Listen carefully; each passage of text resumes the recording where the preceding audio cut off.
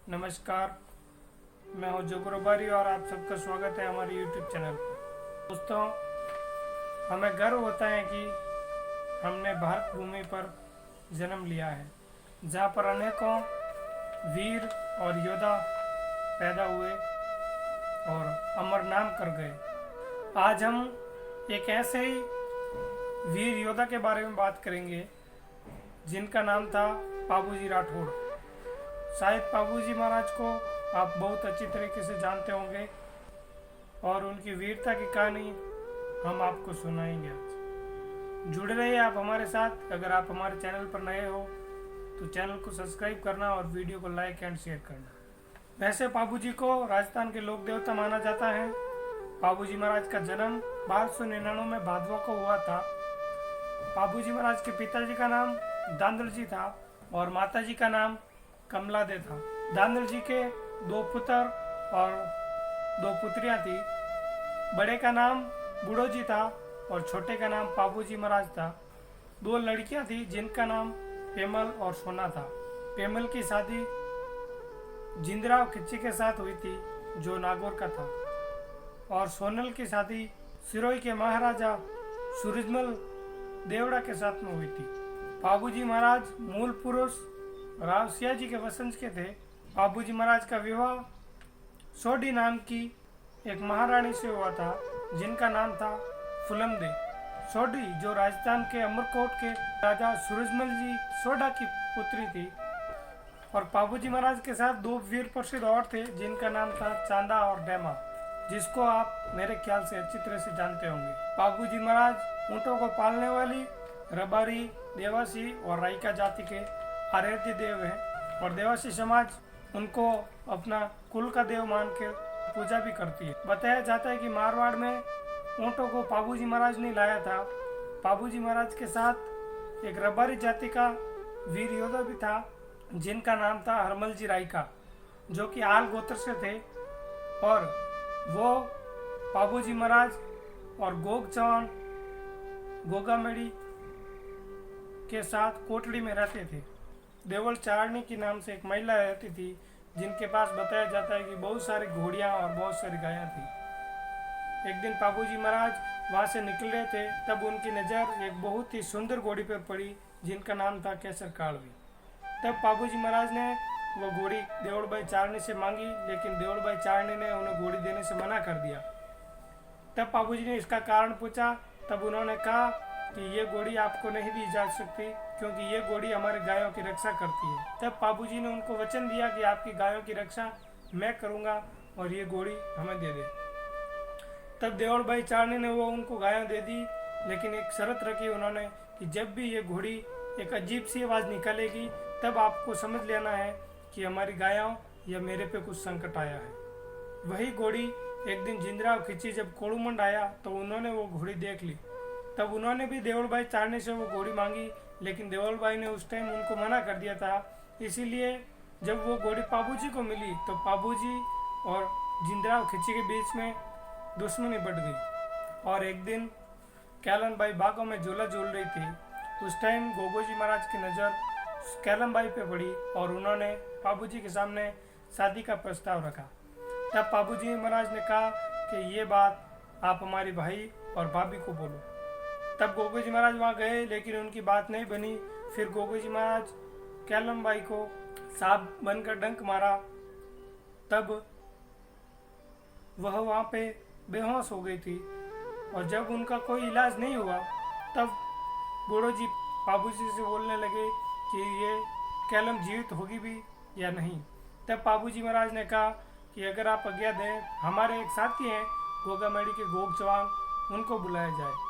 तब गोगोजी महाराज को बोला तो गोगोजी महाराज ने एक ही बात रखी कि अगर ये जीवित हो गई तो इसकी शादी हमसे करनी पड़ेगी। अगर ये आपको मंजूर है तो हम इसका इलाज करेंगे। तब बूढ़ो जी ने हाँ कर दिया और गोगोजी महाराज आए और कैलन बाई का जहर चूसकर उसको वापस जीवित कर दिया। तब गोगोजी महाराज की शादी कैलन बाई के साथ हुई। उसी दिन चौरी में फेरे ले रहे थे कैलन बाई और गोगोजी महाराज। तब कन्यादान की बारी आई। तब पाबूजी से भी बोला गया कि आप क्या देंगे कन्यादान में अपनी भतीजी कैलन बाई को। तब पाबूजी ने कहा कि मैं लंका की सफेद ऊँट दूंगा। मतलब सांडिया दूंगा, जिसको मारवाड़ में हम ऊँट भी कहते हैं। तब सब लोग अचंभित हो गए कि ये कौन सा जानवर है, ना तो आज तक हमने इसको देखा है और ना ही नाम सुना है। समय आगे बढ़ता गया और एक दिन बाबूजी महाराज को वो दिया हुआ कैलनवाई को कन्यादान याद आया। तब बाबूजी महाराज ने अपने दरबार में सभा रखी और उस सभा में एक उद्देश्य रखा कि अगर कोई है ऐसा वीर जो सफ़ेद सांडिया का पता ला सके। तब उसमें से हरमल जी राई का खड़े हुए और बोला, महाराज आपकी आज्ञा हो तो मैं जाऊं और सांडिया का पता लेके आऊं, लेकिन सांडिया आपको ही लानी पड़ेगी। तब बाबूजी महाराज ने यह शर्त मान ली और हरमल जी रायका को वहाँ से रवाना किया। हरमल जी रायका ने जोगी का वेश धारण कर लिया और घूमते घूमते एक दिन लंका जा पहुंचे। वहाँ पे उन्होंने देखा बहुत सारी काली और सफ़ेद सांडियाँ थी।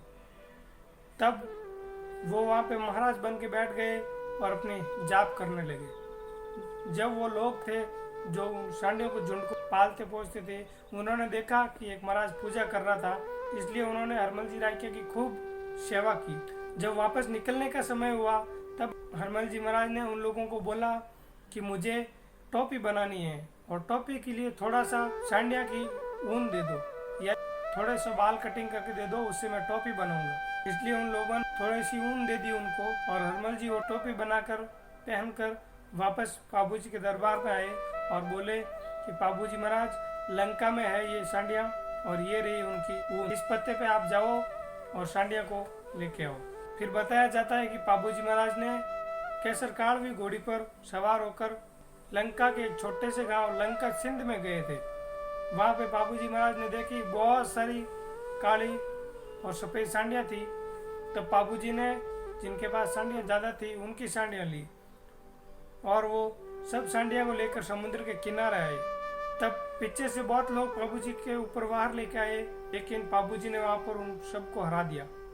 फिर बात आती है कि अभी इन सांडियों को समुद्र पार कैसे कराए। तब बाबूजी महाराज ने अपने कमान पर मोर के पैर बिछाकर वहाँ पर पुल बनाया और उन सांडियों को समुद्र पार कराया। तब से कहा जाता है कि मोर के पैरों पर जो ऊंट के पैर के निशान है वो तब से हैं। समय आगे बढ़ता गया। एक दिन बाबूजी महाराज का विवाह हो रहा था सूरजमल जी सोडा की सपुत्री सोडी के साथ में।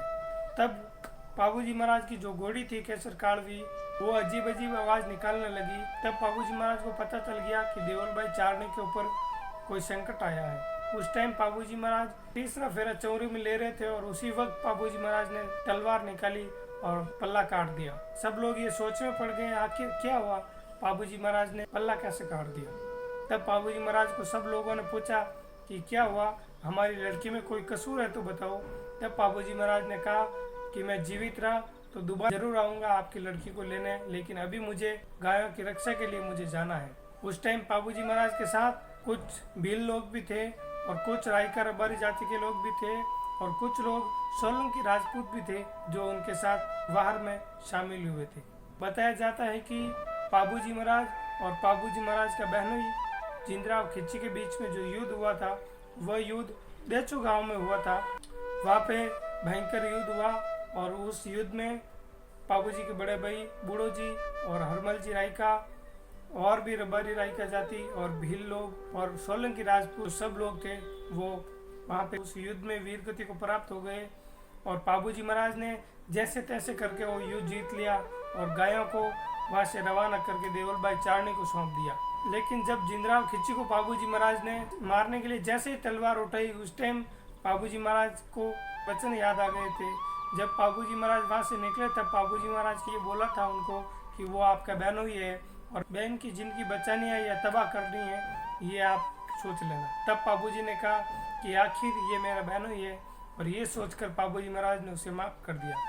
लेकिन कहते हैं दोस्तों कायर कायर होता है। लेकिन जैसे ही बाबूजी महाराज वापस अपनी घोड़ी घुमाई तब जिंदराव खिच्ची ने पीछे से बाबूजी महाराज पर वार कर दिया और उसी टाइम बताया जाता है कि बाबूजी महाराज वीर गति को प्राप्त हो गए और केसर घोड़ी सहित देवलोक में सिधार गए। ये बात जब महारानी सोडी को पता चली तो सोडी ने अग्नि को साक्षी मानकर हाथ में नारियल लेकर अग्नि के साथ में वहीं पे फेरे लिए और उसी अग्नि कुंड में स्नान करके वह भी देवलोक सिधार गए। कैसा लगा आपको ये वीडियो? अगर अच्छा लगा हो तो ज़्यादा से ज़्यादा शेयर करें। अगर इस वीडियो में कुछ भूल चूक माफ़ हुई हो तो छोटा भाई समझकर माफ़ करें। मिलते हैं नेक्स्ट वीडियो में, तब तक के लिए जय हिंद।